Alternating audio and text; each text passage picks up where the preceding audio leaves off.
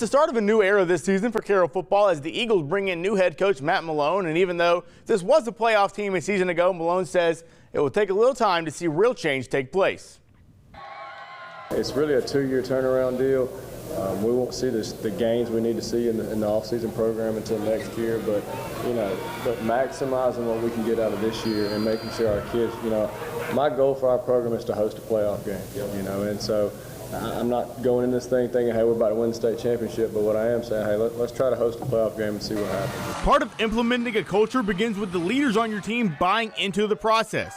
Quay White, Cavante Dickerson, Legend Ansley, and Zacaden Vincent project to be some of those leaders from Mellown in year one, and he can see them working to set the standard. We've got a bunch of guys that have done a great job. I mean, I get frustrated when kids don't show up in the summer, but at the same time, I got a bunch of kids that hadn't missed a day this summer. So sometimes it's one of those deals where you look at the negative and not the positive. You look at, hey, man, that kid didn't show up. Sometimes you look at that and you don't look at, hey, the fact that Legend Ansley's missed one workout all summer long, and you got, a bunch of guys that have been there every single day. So, that's the battle we face right now, just changing kind of that culture and making sure, that we're getting them there every day. The Eagles will be on the road for the first 6 weeks of the season as the school installs a new all-turf playing field, but Mellown believes that the challenge is worth the reward. I'm willing to do that for the turf. The turf's such a game changer in the fact of you can train your kids so much better on turf. I think that we got a bunch of untapped potential, and I did think they were pretty talented last year, and some of those guys are back.